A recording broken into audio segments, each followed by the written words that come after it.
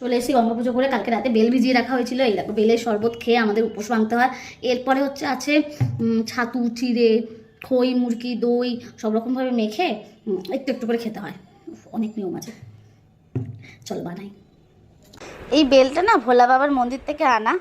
আগের দিন ভিজিয়ে রাখার জন্য বেলটা খুব সুন্দরভাবে মজে গেছে, আর শুধু দানাগুলোকে একটু আলাদা আলাদা করতে হচ্ছে। এটা খুব বিরক্তকর কাজ, কারণ বেলের দানা অনেক থাকে।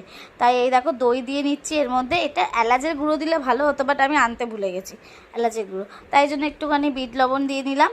তারপরে চিনি দিয়েছি, চিনি গুড় যাই লাগে, মানে যাই খাবে সেটা দেবে। আমি তো গুড়টাই দিয়েছি, তো ওটাই বেশি ভালো লেগেছে আমার। তো তারপরে একটু ভীষণ গাঢ় হয়ে গেছে, এবার এর মধ্যে জল মেশাতে হবে, নাহলে তো হবে না, আমাদের তো অনেকজন একসাথে মিলে খাওয়া হয়, তাই জন্য। তো এই দেখো একটু জল মিশিয়ে পাতলা করে নিচ্ছি। এবারে না তাতানকেও খাইয়েছি এই জিনিসটা আমি।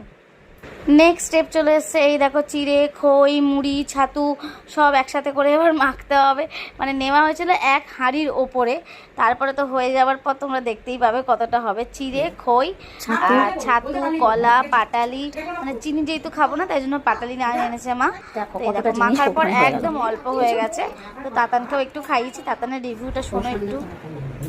না পড়বে না, কেমন কি বাজে? কি সুন্দর খেতে বলে বাজে।